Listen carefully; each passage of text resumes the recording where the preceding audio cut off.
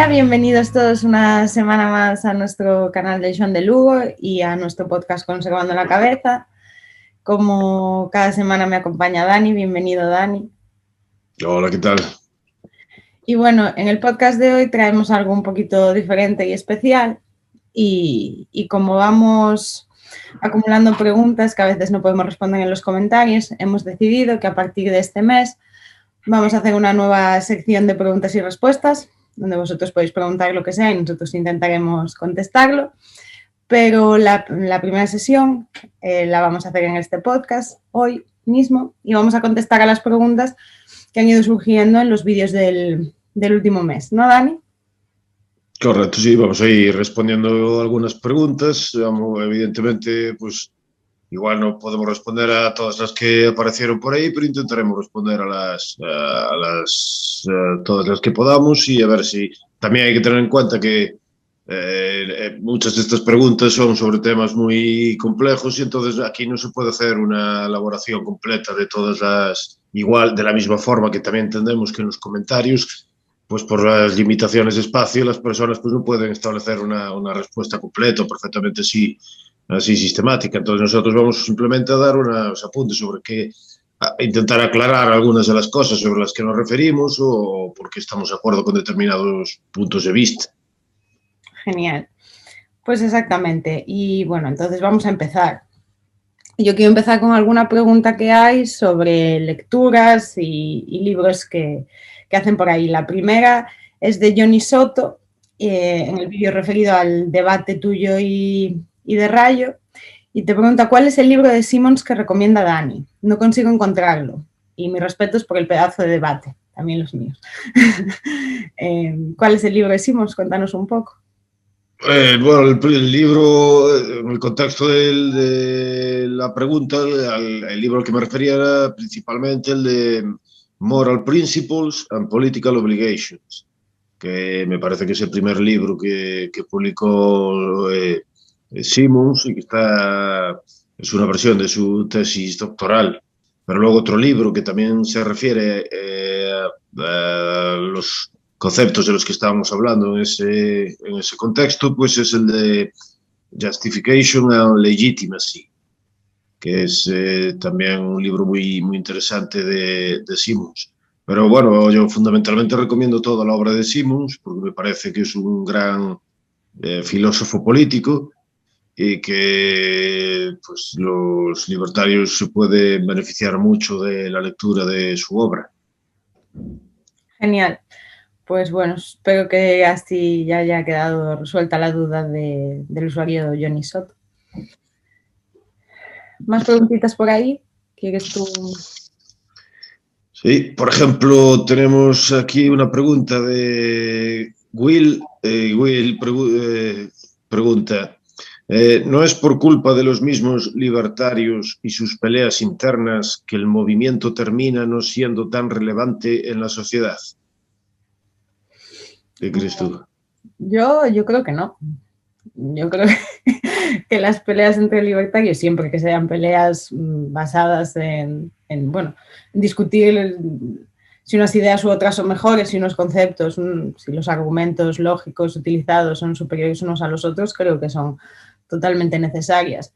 Creo que si no es muy famosa en la sociedad, por decirlo así, es más relacionado con cuestiones de cómo está el sistema educativo, de que no le interesa a los poderes o a las élites y otro tipo de cosas. No sé, ¿tú qué piensas? Yo creo que depende mucho de cuál es la intención o los motivos por los que se discute. Si se discute porque uno quiere ser más importante o tener más probabilidad o cosas así, pues entonces sí, eso es una discusión poco productiva. Si es por un debate teórico, pues también hay que discutir, diferenciar entre debates de tipo teórico y luego elementos más de divulgación. Cuanto más estemos hablando de cuestiones teóricas, y sobre todo si son cuestiones teóricas complicadas, pues es más difícil, es más probable que haya diferentes versiones y diferentes puntos de vista.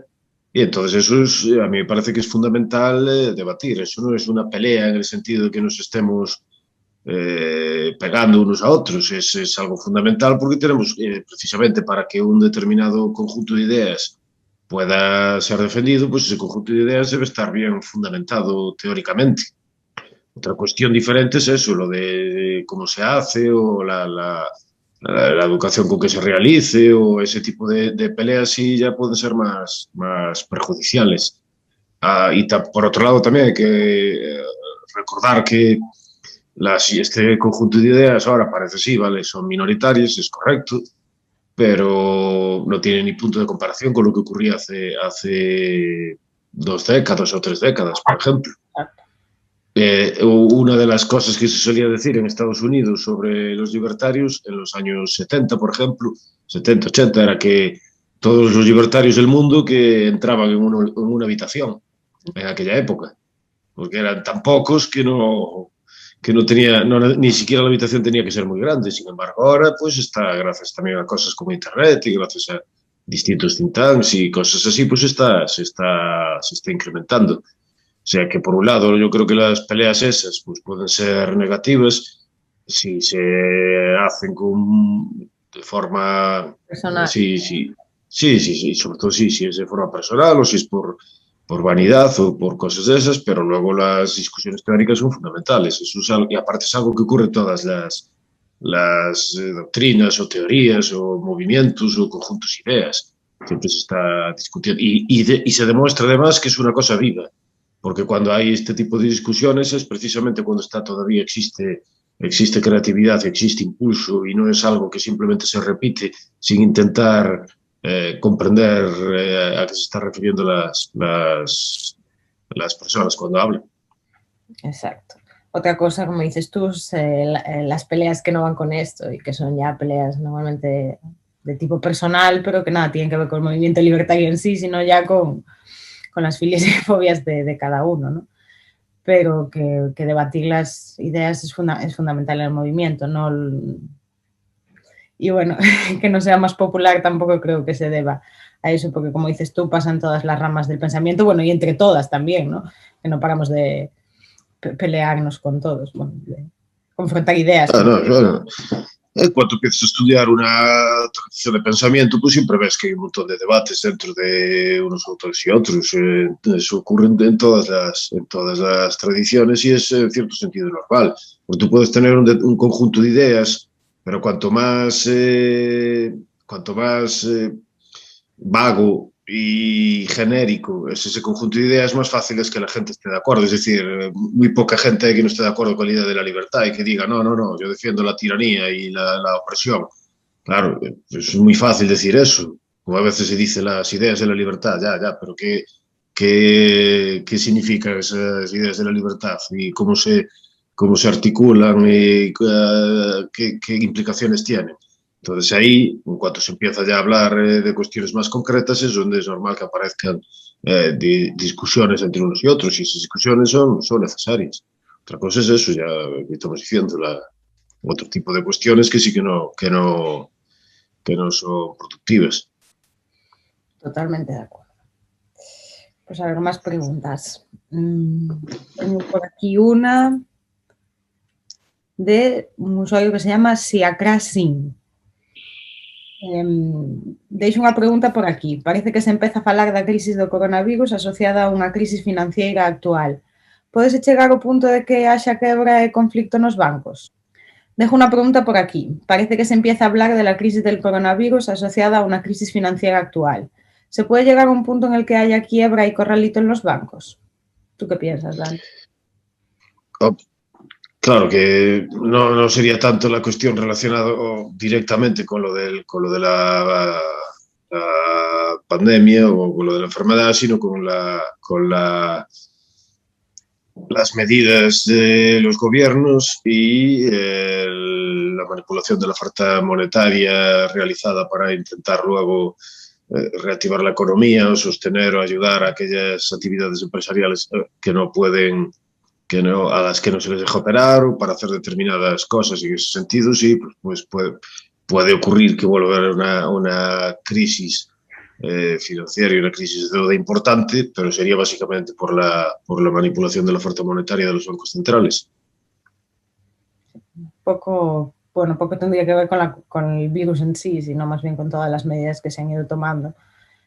Sí, sí, porque en este caso no estamos hablando como de una crisis como la del 2008, donde tenías determinadas actividades que no podían subsistir o no podían que estaban artificialmente infladas debido precisamente también a la manipulación de la oferta monetaria, sino que estamos hablando de que se impide, debido a las medidas adoptadas por los gobiernos, que gran parte de la población pueda realizar actividades productivas y luego se intenta mantener eso a través de subvenciones, a través de ayudas, a través de ayudas gubernamentales que están financiadas a través de la expansión de los bancos centrales. Entonces, pues sí, puede ser, es algo que va a influir y que puede influir y que puede causar graves problemas, pero que se une a las dinámicas ya de política monetaria existentes anteriormente. Pues, era la respuesta. Muy bien. Luego también hay algunas preguntas por ahí que parecieron que, por ejemplo, le hicieron bastantes, pero bueno, hay, por ejemplo, Fígaro pregunta, ¿dónde puedo conseguir el muñequito de Bastos? Parece ser que la gente se dio cuenta de que había por ahí unos muñequitos que tenías. Sí, bueno. ¿Dónde los conseguiste? Los hice. Entonces no está fácil lo de conseguirlos, porque los hice yo a mano con arcilla y eso. Pero bueno, quizás si nos seguimos portando bien y demás, pues pueda llegar algún sorteo de esos muñequitos por alguna de las redes sociales, ya que sí que hubo bastantes curiosos y bueno, se puede plantear, pero no, los hice yo, entonces es una producción limitadísima. Son artesanales completamente, ¿no? Completamente. Está complicado. Muy bien. Arreglos en serio. Hay otro usuario que, bueno, es uno de nuestros usuarios favoritos porque sin duda es uno de los seguidores acérrimos del canal. Siempre lo tenemos ahí en los directos, en los estrenos y también en los comentarios, dándonos siempre su opinión, que es Hideo Kojima. Le mandamos un saludo desde aquí. Y bueno. Aunque empiezo a pensar que algunos de estos nombres son inventados. No. ¿Tú no crees que el verdadero Hideo Kojima nos sigue? Yo estoy completamente segura de que sabe un perfecto español, además. No sé, pero en cualquier caso, un saludo a Hideo, que siempre está ahí opinando y compartiendo y que es muy amable con nosotros. Sí, se lo agradecemos un montón. Y en este caso nos pregunta o nos pide biografía sobre el tema de las 1000 unidades políticas de la Edad Media en Europa. Si podemos dejar alguna referencia. Entonces yo te pido a ti que nos dejes algunas referencias.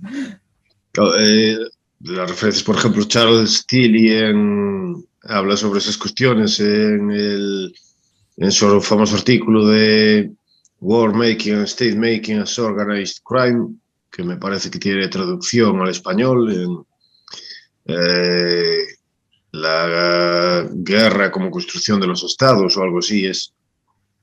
Y luego también hace referencia por eso precisamente a la cuestión de las 1000 unidades políticas, Sinisa Malešević en El auge de la brutalidad organizada, un libro que leí recientemente y la gente se enterará también, todos aquellos que vean cómo fue ese proceso horrible por el que leí este libro. Y en la página 193, por ejemplo, hace alusión y habla de esas cuestiones, de cómo se van reduciendo progresivamente a partir de la Edad Moderna el número de unidades políticas, desde 1000 hasta llegar a un nivel mucho menor. Entonces eso, si quiere también, si le interesa, pues ese libro también habla sobre esas cuestiones. Sí, bueno, y aprovechando el momento y hablando del libro, me gustaría que nos contaras cuál fue la experiencia con Sinisa Malešević hace poco, en los últimos días.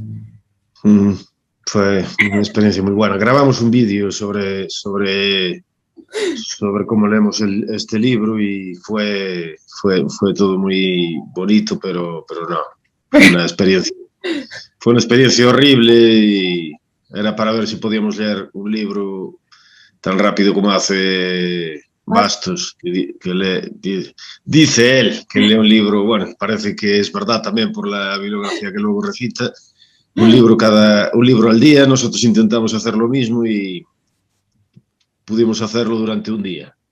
Sí, les podemos comentar ya que hemos preparado nuestro primer reto. Dani y Bernardo se enfrentaron a un libro de más de 300 páginas en un solo día. Por sorteo cayó este del que habla Dani y estuvieron 24 horas seguidas leyendo el libro y bueno, próximamente podréis saber si lo consiguieron o no lo consiguieron y sobre todo cómo llevaron esas maravillosas 24 horas.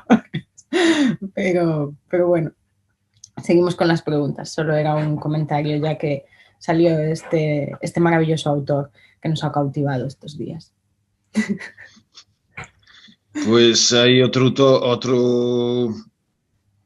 comentario de DLR que pregunta qué diferencia hay entre este podcast y el del Abismo de Hell. Bueno, pues en principio el Abismo de Hell no es podcast, no estaba pensado como un podcast, está más pensado como una serie de casi mini documentales, ¿no? Donde hay bastante información, bastante biografía, autores y todo viene así un poco apoyado por las imágenes que se montan en ese programa y es más sobre pues eso, un tema concreto e intentar estudiarlo más de forma más académica, ¿no? No solo así pues comentando nuestras opiniones y tal, sino dándole un poco más de trasfondo académico, ¿no? Sí, yo diría eso, que básicamente la diferencia es que hay más investigación y más trabajo, que cuesta mucho más hacerlo, tanto por la edición que hace Noemí como por la investigación que hay que hacer. También otras diferencias es que se ve menos que el podcast. Pero es eso, básicamente la diferencia es eso, que el otro es una cosa así más... intentamos traer invitados normalmente y que es más conversacional y pues menos, así que hay menos investigación en profundidad. Básicamente, fundamentalmente, pero bueno, que si tenéis algunas sugerencias sobre vídeos o programas que os gustaría ver, estamos más que encantados de recibirlas. Y recibimos ya bastantes sugerencias también y intentaremos ahí pues responder a la mayor parte de ellas, aquellas que seamos capaces. Lo que pasa es que, claro, pues lleva tiempo y trabajo, entonces vamos a ir poco a poco y con paciencia intentando responder a todas. Pues sí, claro, es que las tenemos muy en cuenta y que muchos de los temas que nos habéis propuesto los tenemos ya pensados para hablar de ellos, pero bueno, que lleva su tiempo, que las semanas, los días contados, pero que sí, que hablaremos de muchos de los temas que nos vais sacando en los comentarios. Y hay otro comentario de un usuario que se llama Jacobo PM y dice, a nivel de España e Hispanoamérica, ¿la leyenda negra no tiene nada que ver? ¿No debería de ser nuestro esfuerzo terminar con esta leyenda? Sí, este comentario estaba en relación con un capítulo del podcast donde hablábamos sobre películas y series y con Ignacio. Y sí, a mí me parece que es una cosa muy importante, sí, porque la leyenda negra esa pues sí que es bastante lamentable, sobre todo en determinadas cuestiones, por ejemplo con lo de la Inquisición, que siempre que aparece alguna película por ahí sobre la Inquisición española siempre parece como si fuera la cosa más horrible que existió en la historia de la humanidad.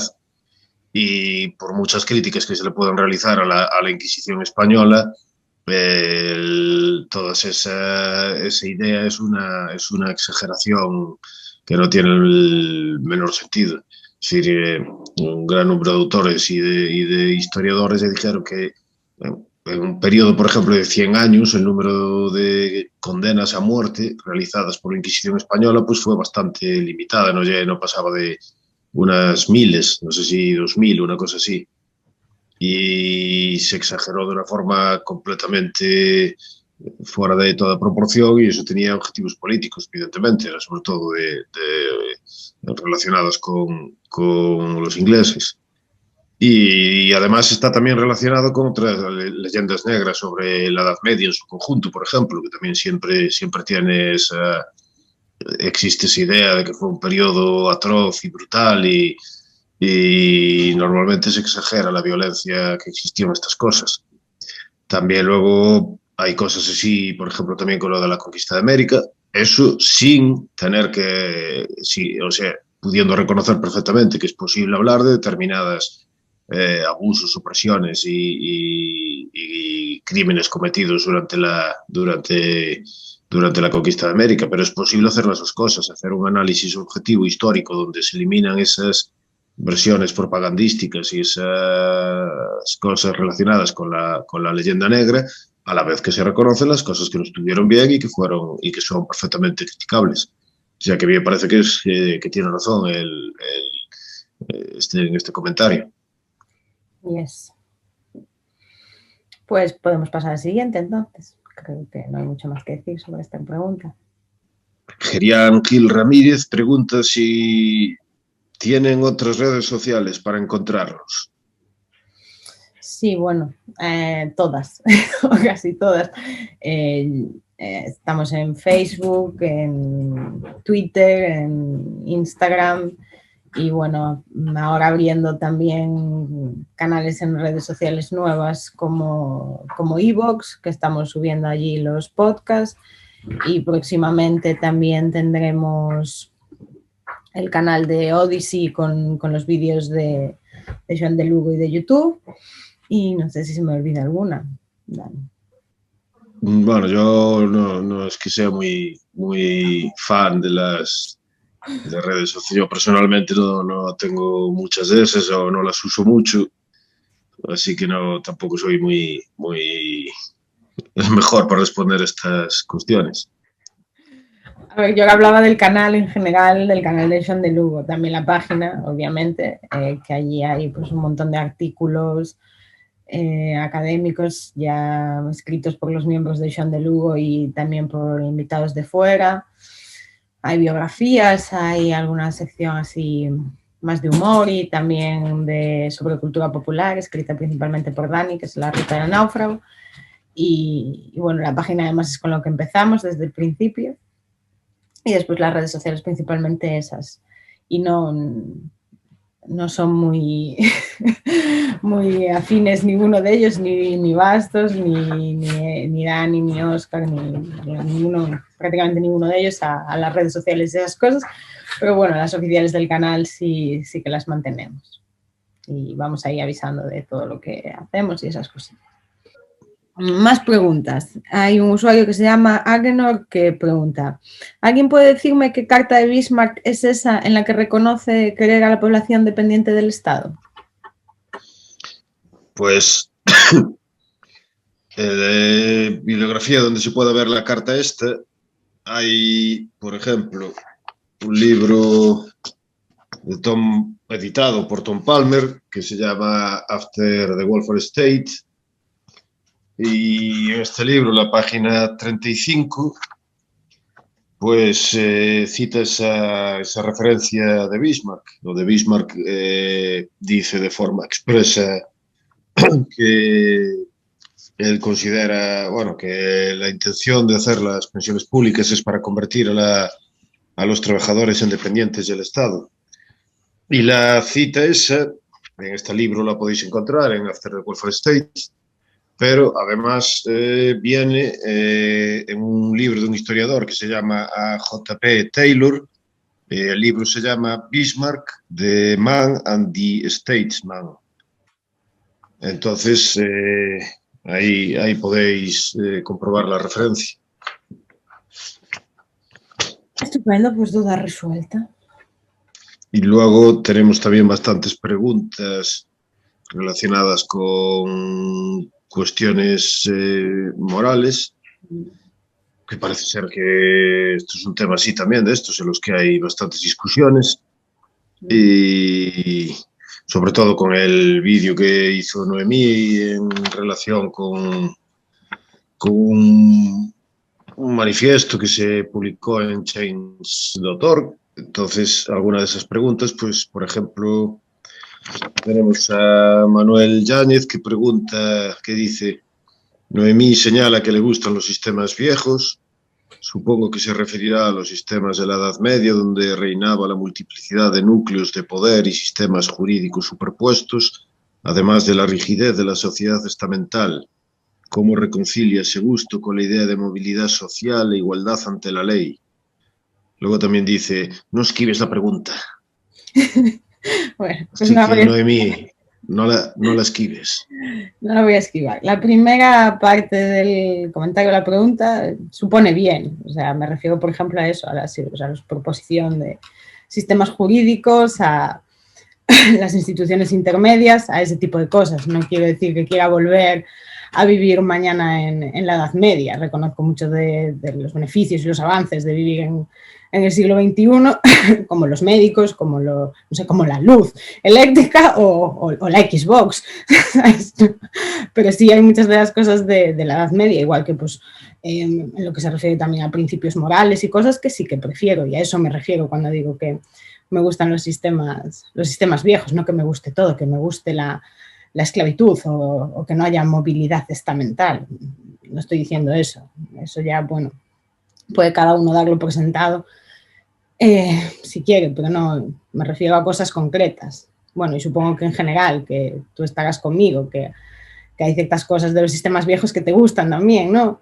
Y que pues no sí, aparte hablar de eso de sistemas viejos se refiere sobre todo a la idea también de lo de la tradición como un depósito de conocimiento, que es una de las ideas clásicas que tienen, por ejemplo, algunos pensadores conservadores, que se enfrentan a esa idea de intentar organizar la sociedad desde la nada, así ex nihilo, de forma totalmente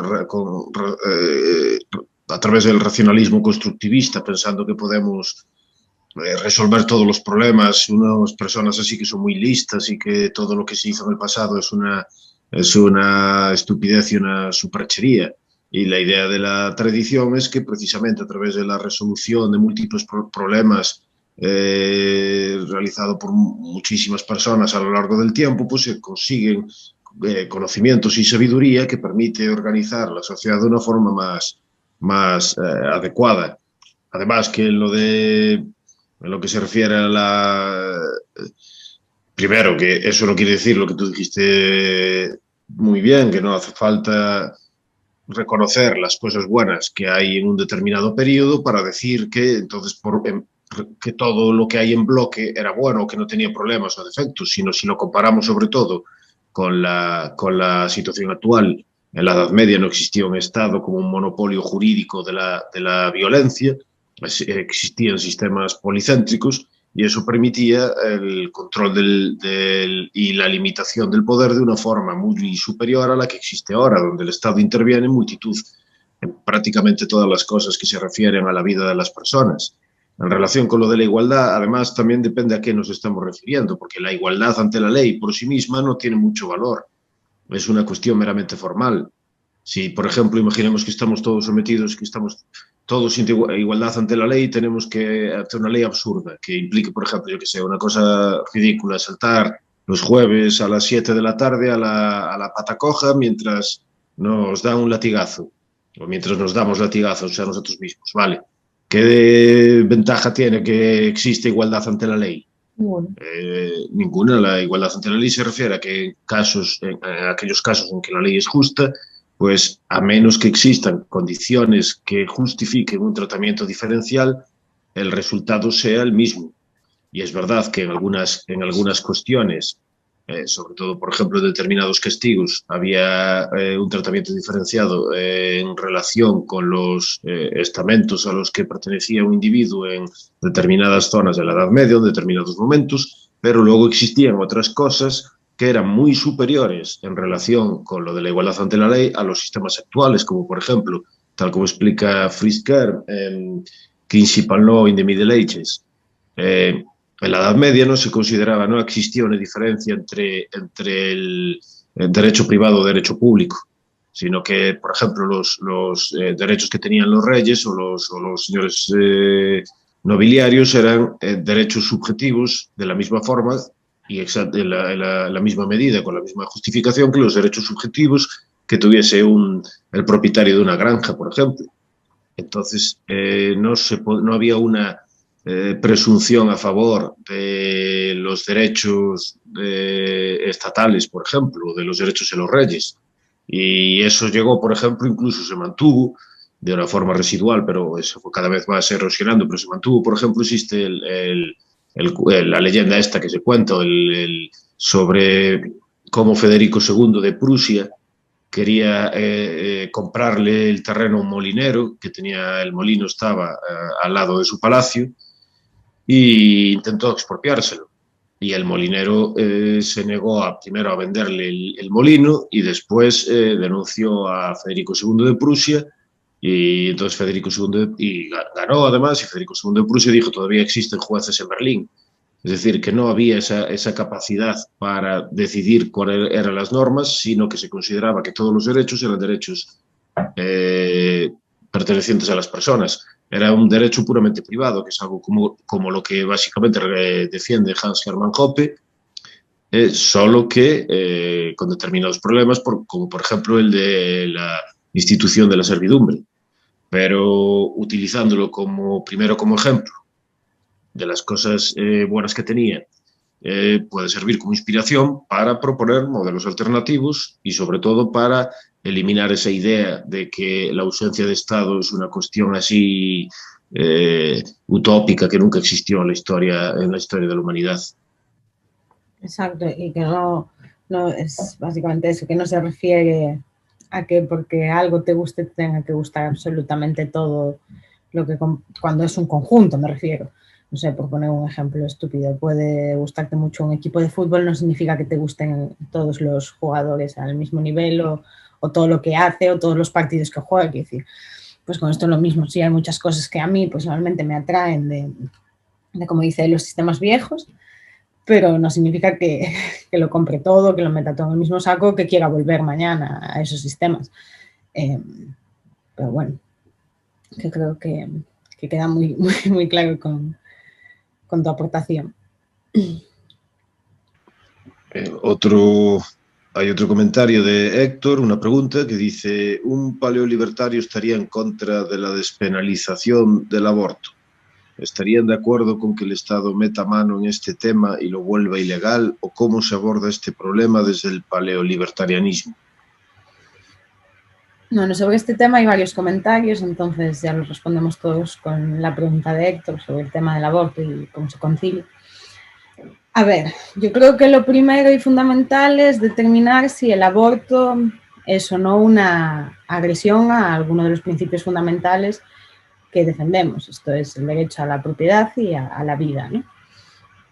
Entonces, si determinamos que el aborto es un asesinato, es una agresión a la vida del neonato, del bebé, entonces yo no estaría a favor de su despenalización. Igual que no estaría a favor de la despenalización del asesinato, el robo o la violación por parte del Estado. No es lo que me molesta a mí del Estado.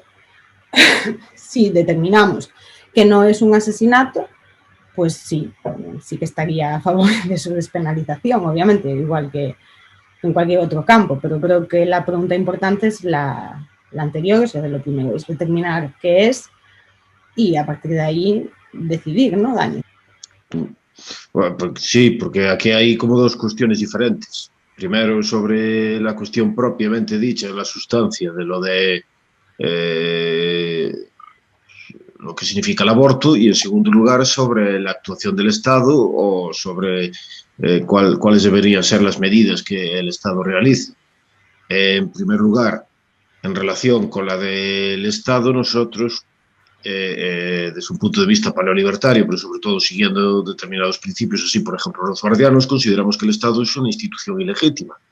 Eso puede ser que estemos equivocados, puede ser que tengamos razón, como ya dijimos, en este tipo ahora de preguntas y respuestas, pues esto no da para hacer una exposición sistemática de todos los principios, pero en cualquier caso nosotros creemos eso, que el Estado es una organización que no tiene derecho a mandar, que no tiene derecho a gobernar.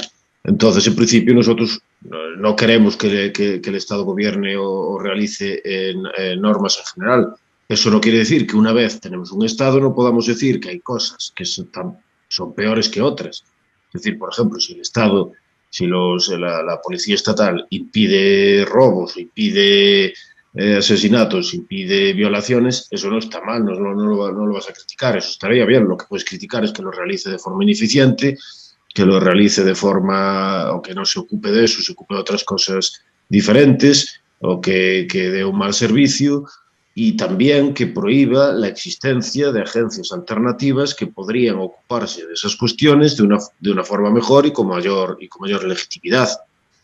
Entonces, eso son cuestiones diferentes. En principio, si el hecho de que se prohíbe o se castigue el asesinato, evidentemente no estamos en contra de eso, sería una cosa absurda y contra el sentido común. Lo que estamos diciendo es que no tiene derecho a ser, el Estado no tiene derecho a ser el monopolista de la ley ni del uso de la violencia defensiva en un territorio, y que normalmente el trabajo que realizan estas cuestiones pues nos deja mucho que desear, aparte de que se extralimita realizando muchísimas otras funciones.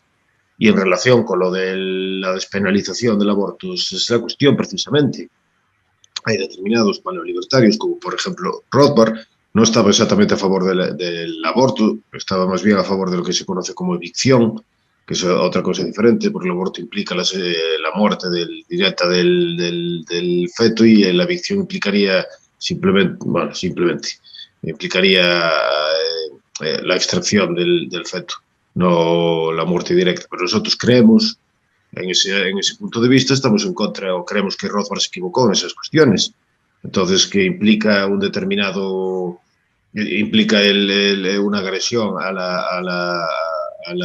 los derechos de los niños, y por lo tanto no podríamos estar en contra de la despenalización, porque si estuviésemos en lo acertado, si tuviésemos nosotros razón, eso significaría que es equivalente a un asesinato y por lo tanto es una agresión, y no estaríamos en contra de despenalizar los asesinatos o despenalizar la agresión. Pero la cuestión fundamental, por eso decimos que la cuestión fundamental es discutir sobre estas cuestiones, porque de ahí se derivaría después las medidas o las implicaciones necesarias. Es decir, si es una agresión, no podemos estar a favor de la despenalización, igual que no estamos a favor de la despenalización de la violación, porque implica una agresión. Entonces, ahí es donde hay que discutir y donde hay que debatir, hay que ir al meollo de la cuestión importante. Y en este caso, por ejemplo, sí, nosotros nos encontraríamos en una situación en la que estamos en contra, por ejemplo, del propio Rothbard. Y yo, personalmente, por ejemplo, estaría más cerca de otros autores como James Sadowski o como Jakub Bosidar-Wiesniewski, que parten también desde una perspectiva también cercana al paleolibertarianismo, pero se enfrentan en esa cuestión concreta con la posición de Rothbard. Sí, porque ya incluso dejando al margen el Estado, ¿no? En un gobierno que sí fuese legítimo para nosotros, nosotros estaríamos a favor de que ese gobierno, esos entes de justicia, aunque fueran privados y pudieran estar en competencia y tal, obviamente castigasen los crímenes o las agresiones contra la propiedad y contra la vida, porque eso es lo que defendemos, si no, no tendría ningún sentido, ¿no? Efectivamente, igual, incluso aunque pensemos en distintos tipos de comunidades, y esas comunidades así policéntricas y en las que no hay un monopolio, incluso aunque haya otra comunidad que tenga derecho a gobernar y que no infrinja de forma general los derechos de las personas, puede ocurrir que en este caso se inflija un derecho en concreto, y en ese caso nosotros consideraríamos que esa medida en concreto, no necesariamente a lo mejor toda la estructura organizativa de la comunidad, pero que esa medida en concreto sí infligiría derechos y que por lo tanto sería ilegítima.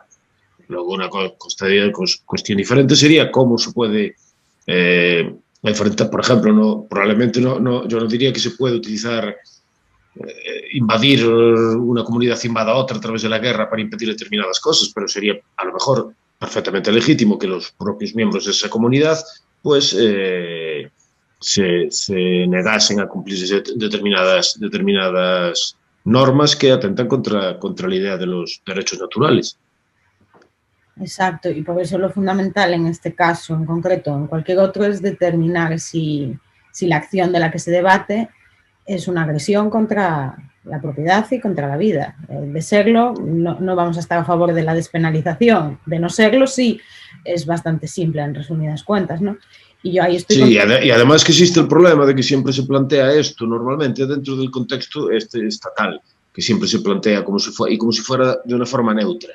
Es decir, como siempre habla la despenalización de las drogas o la despenalización. Eso está muy, por ejemplo, de las drogas, muy bien, no atacarlo, pero el problema que hay es que siempre que se utiliza este tipo de cosas tiende a promoverse la creación de determinadas leyes estatales. Y las leyes estatales nunca son neutras. Entonces, incluso si tú quieres despenalizarlo, lo que tienes que hacer es no hacer absolutamente nada. Pero normalmente lo que se promueve es que se creen determinadas leyes y esas leyes van a tener determinadas cuestiones y generalmente se tiende siempre, además, a considerar que cuando hay una ley, no entre los libertarios, sino entre la gente en general, que hay un proceso en el que todo aquello permitido por la ley se considera moralmente bueno, o se tiende a considerar como que no es moralmente reprobable. Y se tiende también, existe una tendencia a promover ese tipo de cuestiones. Entonces, gran parte del problema de esto está relacionado con la propia institución estatal. Tiende a hacer leyes muy complejas y meter cosas que no están relacionadas a lo mejor con la cuestión en concreto. En el caso de la despenalización de las drogas, por ejemplo, yo no diría que hay que hacer ley ninguna, simplemente no hay que hacer nada. No actúes en relación con lo de las drogas y no castigues que la gente se haga ese tipo de cuestiones, pero no es necesario empezar con más y más y meter más y más leyes en ese tipo de cuestiones. En la cuestión de lo del aborto, es lo que tú decías, depende de esas determinaciones y por lo tanto si es un ataque a los derechos, uno no podría estar de acuerdo con despenalizar eso, porque sería despenalizar la agresión. Por lo tanto, lo primero es esos debates. También me parece, también está relacionado con lo que preguntaba Will sobre los debates y los conflictos que tiene la gente. Estas son cuestiones muy importantes que hay que debatir porque desde el punto de vista de las distintas aportaciones, pues va a dar lugar a implicaciones diferentes. Sí, y además el ejemplo que ahora pusiste tú con las drogas es muy bueno para ver la diferencia, porque por ejemplo en ese caso, al no considerarlo una agresión contra la propiedad de nadie, contra la vida de nadie, pues más que contra la tuya, pero eres libre de hacer contigo lo que quieras, pues estamos totalmente a favor de la regulación absoluta, de la despenalización, de que el Estado no intervenga en absoluto y de que, bueno, que cada uno pueda hacer lo que quiera. Pero en el caso del aborto... Otra cosa, por ejemplo, sería distintas comunidades, si esas comunidades son legítimas, es decir, si no se basan en el uso agresivo de la violencia a través del monopolio jurídico de la fuerza, si tú tienes una comunidad de propietarios, si ellos quieren, por ejemplo, drogarse, bueno, pues ellos tienen legitimidad para poner ese tipo de normas, de la misma forma que otra comunidad diferente puede decir, aquí no se puede usar ni vender drogas, porque no queremos que los niños, y ahí tendrían totalmente legitimidad. Pero por eso hay dos cuestiones diferentes. Por un lado, sobre la sustancia concreta de la cuestión a discutir y luego sobre el de la cuestión de quién establece las normas. Y gran parte de los problemas estos es que siempre se parte de considerar que que es el Estado el que debe determinar todo ese tipo de normas. Pero bueno, que contabas todo es como en casa de cada uno. Yo si en mi casa invito a mis amigos a una cena y no quiero que fumen tabaco porque no me gusta el olor, pues estoy en mi casa, por ejemplo, ¿no? Es totalmente legítimo. Y otra cosa, obviamente, es que se lo imponga a todo el mundo por la fuerza en toda Galicia o toda España, o cual fuera mi posibilidad de ponerlo cuanto es más mejor.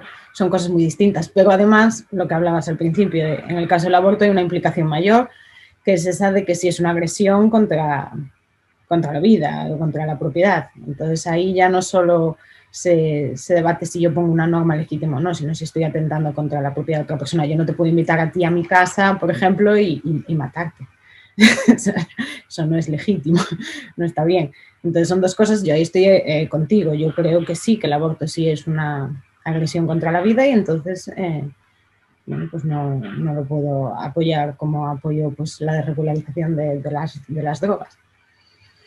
Es un tema muy complejo, que da para mucho, está claro, y últimamente además está así como muy en boca de todos.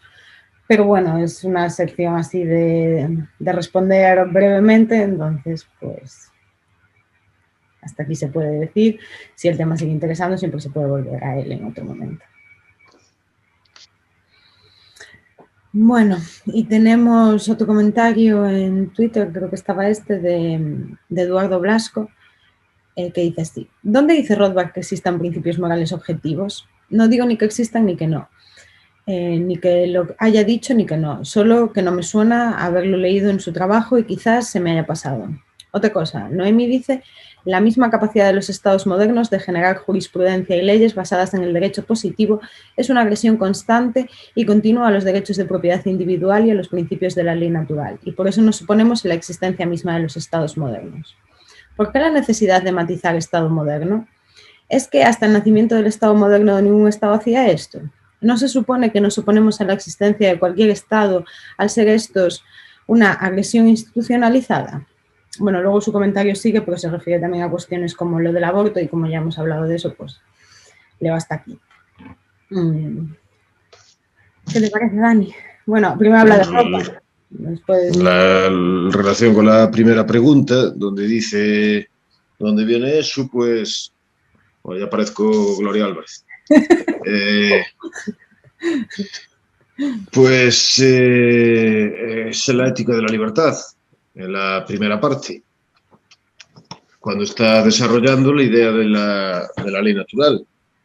Y así, por ejemplo, podemos poner, vamos a ver, voy a buscar alguna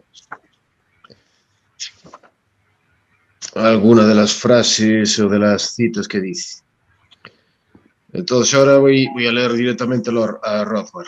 La página 37, que es la edición del libro de Unión Editorial de la Ética de la Libertad, 1995.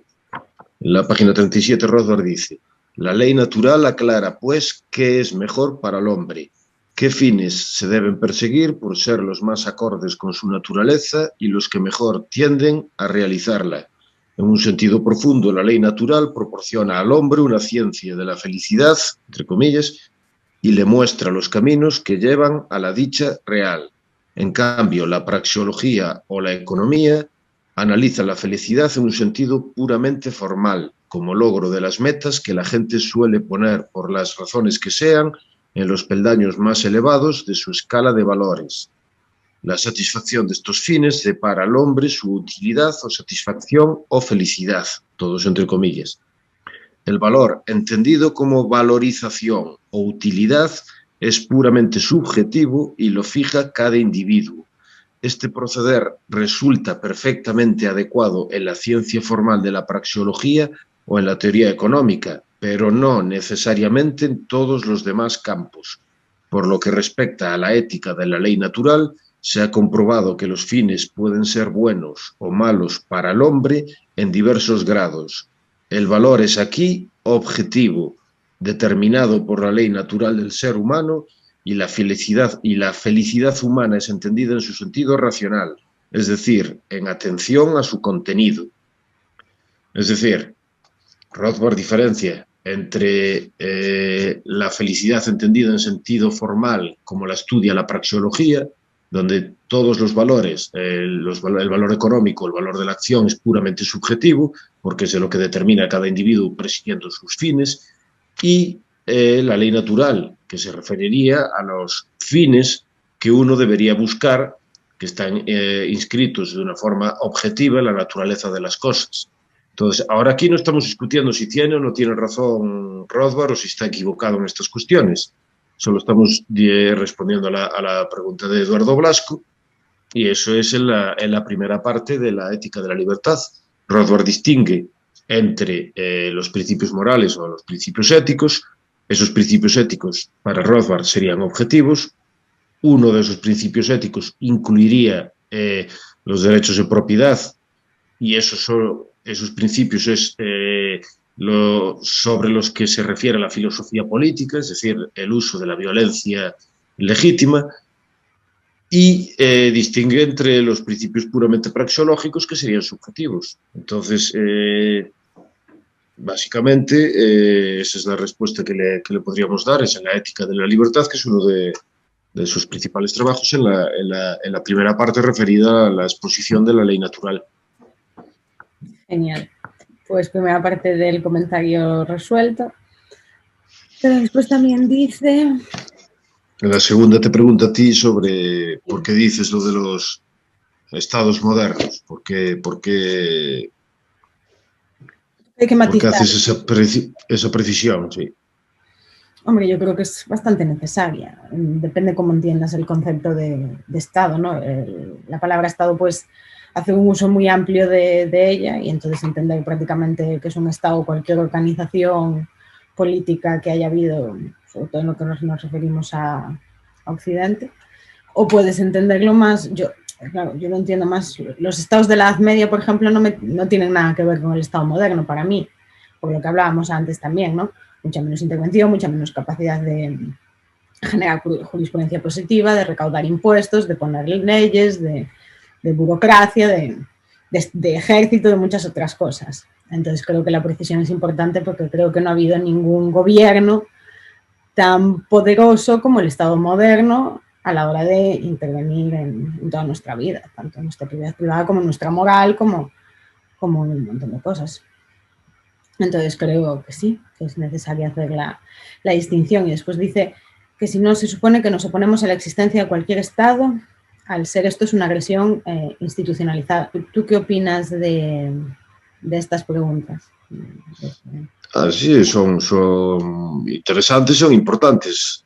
Bueno, también hay que tener en cuenta que tú el contexto en el que estabas hablando era un contexto específico. Es en relación con un manifiesto que se publicó en Change.org, y entonces algunas de las preguntas que se hacen, pues claro, son un poco amplias, pero también es entendible, claro, hay que explicar todo este tipo de cosas, pero es verdad, yo estoy de acuerdo con lo que dices, como dado que tú estabas hablando de la relación de la intervención del Estado en cuestiones morales, es importante hacer esa precisión porque fundamentalmente son los estados modernos los que empezaron a intervenir de una forma extraordinaria en cuestiones morales, entre otro tipo de cuestiones, porque fueron a partir de creación de los... Porque por Estado moderno nos referimos, por ejemplo, a la idea esa de un monopolio jurídico de la fuerza que ocupa un determinado territorio y que tiene la idea de soberanía, es decir, que es la última autoridad y que puede establecer cualquier tipo de normas o cualquier tipo de regulaciones. Entonces, con la creación de grandes burocracias y con el incremento de los aparatos burocráticos del Estado, pues empezó, y de la recaudación y de otro tipo de cuestiones, el control de la oferta monetaria y los ejércitos, el incremento de los ejércitos, pues empezó y luego después, posteriormente, con los estados de bienestar, son los estados modernos los que empiezan a intervenir en muchísimas cosas que antes no se realizaban. Como, por ejemplo, cuando habla Robert Nisbet de la diferencia entre el despotismo antiguo y el despotismo duro y el despotismo suave, incluso hablando de determinados gobiernos despóticos en la antigüedad, dice que sí eran despóticos en el sentido de que a veces realizaban castigos muy duros, pero no intervenían en la gran mayoría de las cuestiones de la vida de las personas. Normalmente tendían a intervenir en la recaudación de impuestos y luego la creación de guerras para conquistar otros territorios, pero no en lo que se refiere a la vida cotidiana de las personas, no tenían un nivel ni de lejos el nivel de intervención que tienen los estados actuales. Además que la cuestión esa también nos lleva a la definición de Estado, es decir, no, como dice Eduardo Blasco, no nos ponemos en contra de cualquier Estado. Pues claro, nos ponemos en contra de cualquier Estado, pero generalmente Lo que podemos considerar de forma histórica como Estado se articula de una forma más precisa y más perfecta a partir de la Edad Moderna en Europa Occidental y luego se transmite a otros lugares del mundo. Hubo otras, si utilizamos el concepto Estado de una forma más amplia, podemos encontrar también ejemplos de este tipo en otros periodos históricos y en otros lugares, pero ya de una forma más amplia. Es decir, podemos hablar, por ejemplo, de los primeros estados en las ciudades-estado de Mesopotamia, y en ese caso también consideraríamos evidentemente que fueron ilegítimos, pero en relación con la cuestión esta de la que estamos hablando de moral, esos estados, como decíamos, no intervenían, no tenían esa capacidad de intervención, precisamente porque no habían desarrollado eh, ni las técnicas ni la capacidad ideológica para convencer a la gente de que era perfectamente legítimo. De ahí que necesitasen utilizar más la violencia de una forma más brutal. Pero en general, y también hay que hacer una diferencia entre lo que significa Estado y lo que significa gobierno. Es decir, porque no estamos en contra de lo que se puede llamar gobierno, entre comillas. Es decir, ahora normalmente se identifica gobierno con lo que significa el Estado. Pero si, por ejemplo, incluso en la versión más privada de empresas privadas, Murphy, por ejemplo, empresas privadas que proporcionan servicios de defensa, o la creación de la privada de la ley, incluso ahí podemos utilizar la palabra gobierno al referirnos a la generación de normas que permiten la resolución de conflictos. Entonces, la cuestión de gobierno no tiene que una relación directa con lo público y con lo privado. Puedes tener un gobierno privado. Y de hecho, como por ejemplo, cuando habla Hoppe de la ley en la Edad Media, se refiere a que era una ley privada. Pero en ese caso también existiría un gobierno para resolver la resolución de conflictos. Por lo tanto, la pregunta es interesante, es importante, pero yo creo que es necesario hacer esa distinción, sobre todo por el nivel de intervención que realizan los estados modernos y sobre todo en el contexto de lo que estabas tú hablando, que era en el contexto de la intervención sobre cuestiones de moral realizadas por los estados. Exacto. Pues perfecto, yo creo que ya también podríamos dar por cerrada esta pregunta. No sé si queda alguna más por ahí. Pues luego tenemos algunos comentarios realizados, por ejemplo, por Mike Hood sobre la objetividad o subjetividad o relatividad de la moral. Mike Hood también es alguien que participa mucho en el canal y que comenta mucho. También le enviamos un saludo. Está de acuerdo con nosotros en algunas cosas, por ejemplo, de las cuestiones sobre secesión, pero hay muchas otras cosas en las que no está de acuerdo con nosotros y participa y discute, o sea que también agradecemos esa participación. Y, por ejemplo, en lo que no está de acuerdo es en eso, en la existencia de una moral objetiva o de una ley natural. Y había otros que participaban por ahí también en algunos comentarios diciendo eso, que dicen, por ejemplo, que la moral es una cuestión intersubjetiva, que se construye a lo largo del tiempo de forma social y que varía de tiempo y de lugar,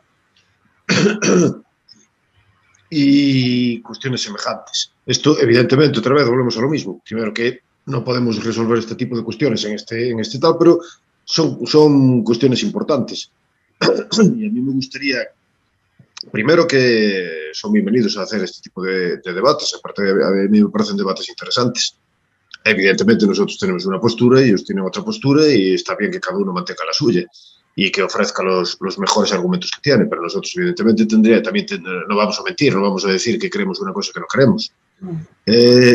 Una de las cosas, por ejemplo, que deberíamos decir es que nosotros, por ejemplo, aquí sí que estamos también, partimos de un punto de vista, por ejemplo, rothbardiano. Rothbard consideraba que la defensa de los derechos de propiedad, o lo que es relativo con la justicia, es una parte de la filosofía moral. Entonces, el libertarianismo, para Rothbard y para los rothbardianos, sería una parte de la filosofía moral, pero no sería una filosofía moral completa. A su vez, para Rothbard, la filosofía moral deriva de la ley natural y es, por lo tanto, objetiva. Entonces, la defensa de los derechos de propiedad sería también un principio moral objetivo. De hecho, por ejemplo, en la página de la ética de la libertad, en la página 52, cuando se refiere a la definición de derechos, dice: hablaremos con frecuencia a lo largo de las páginas de este libro de derechos, y más concretamente de los derechos de los individuos a la propiedad de su persona y de objetos materiales. Pero ¿cómo definimos los derechos? Debemos al profesor Sadowski una descripción convincente y precisa de este concepto. Cuando decimos que alguien tiene derecho a hacer determinadas cosas, queremos decir esto y solamente esto, que sería inmoral que cualquier otro, solo o en grupo, se lo impida, recurriendo para ello a la violencia física o a cualquier tipo de amenaza. No decimos que de aquí se siga que todos los usos que un hombre hace de su propiedad dentro de sus límites sea necesariamente un uso moral. Pero por lo tanto dice eso, que sería inmoral que cualquier otro, solo en grupo, le impida a una persona, recurriendo a la violencia física o cualquier tipo de amenaza, al uso de su propiedad. Pero si es un uso inmoral, entonces esto quiere decir que la defensa de los derechos de propiedad forma parte, desde el punto de vista de Rothbard o de Sadowski, de una filosofía moral más completa. Y el libertarianismo solo se ocuparía de las cuestiones relacionadas con los derechos de propiedad y con el uso de la violencia. Entonces, desde este punto de vista, es interesante porque si tú niegas la existencia de una moral objetiva, también negarías la existencia de derechos de propiedad objetivos.